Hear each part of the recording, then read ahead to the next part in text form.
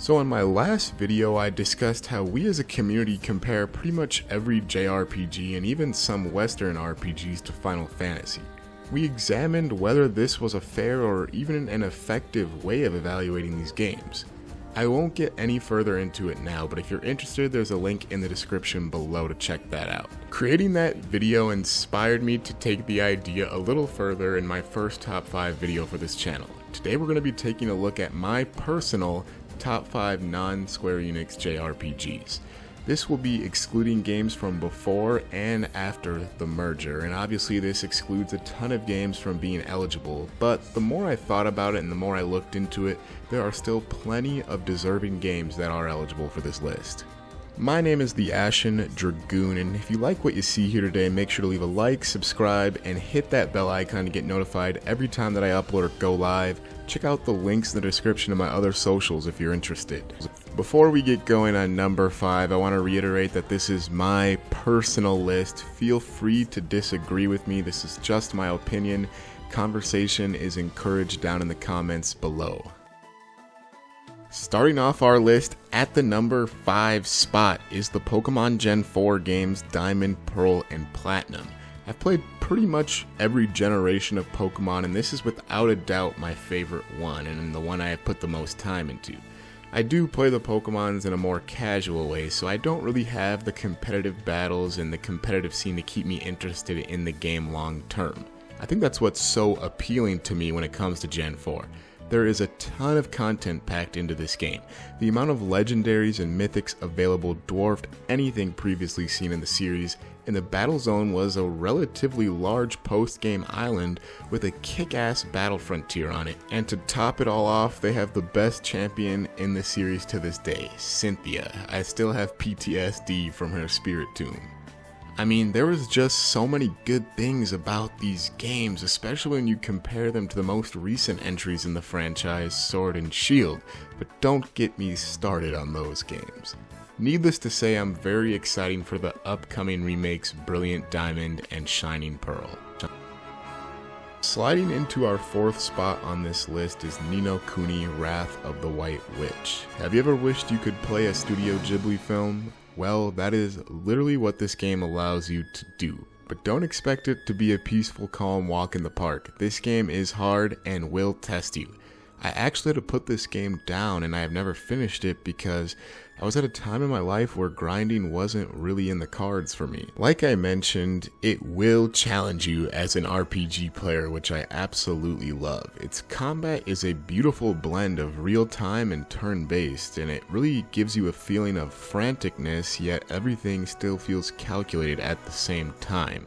The ability to capture and use familiars in battle introduced a Pokemon-esque vibe into the game, which I really enjoyed.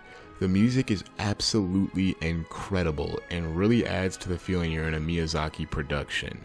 I know for certain someday I will return back to this game to reach the conclusion of its wholesome story. Our number 3 game today is Fire Emblem 3 Houses, and this is a game that is impossible to put down.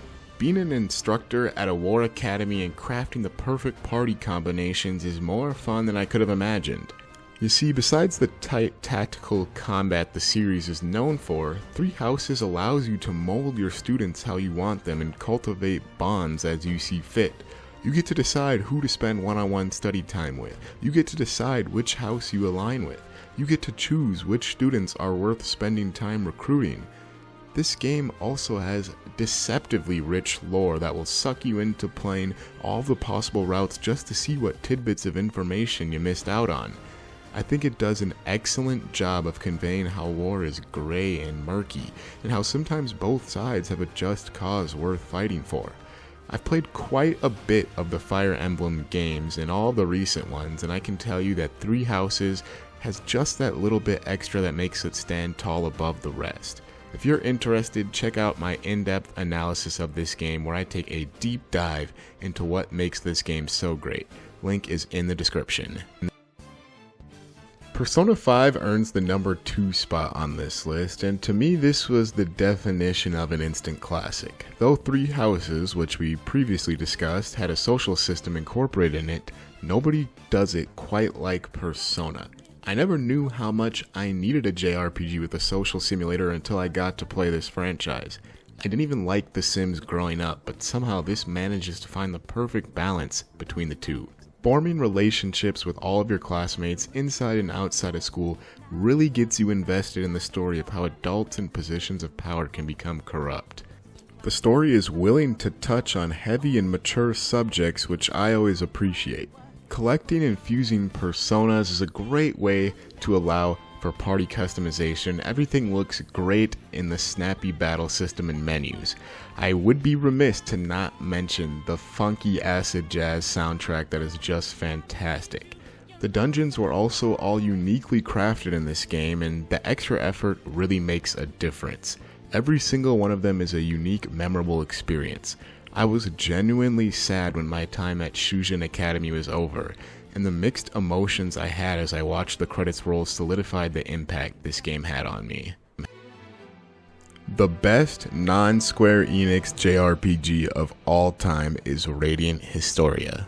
This may surprise some people, and some people may have never heard of this game, and some people will call it a cult classic, but let me tell you, if you consider yourself a fan of JRPGs, you need to find a way to play this game as soon as possible. Besides Chrono Trigger, I don't think I've ever played any other game that has handled time travel this well. It's a central piece to the story, but the way the different timeline branches are handled is logical and almost never becomes confusing or disorienting. Despite time travel, the story is a relatively grounded one and focuses on warring kingdoms, political intrigue, and people vying for power. The main character stock is one of my favorite protagonists of all time. He's an extremely competent, no-nonsense special agent, which is super refreshing in a JRPG. The battle system is, in my opinion, the best system ever created. You can see the turn order on the bottom screen, and you actually have the ability to swap turns with either allies or enemies, at the cost of increased vulnerability. Additionally, enemies are placed on a 3x3 grid. Certain abilities are able to move opponents around and stack them on top of each other so that subsequent attacks can stack and hit multiple opponents at once. The combination of these two mechanics make for extremely engaging combat and risk-reward dynamics. Although this game criminally undersold on the DS, it managed to get a remake on the 3DS, which unfortunately also criminally undersold. This is truly a diamond in the rough. Go play this game, guys. But now I want to know what you guys think. What are your top 5 non-Square Enix RPGs? Leave some recommendations for me down in the comments below. Making this list made me realize how most of the JRPGs I've played and enjoyed have been either made or published by Square or Enix.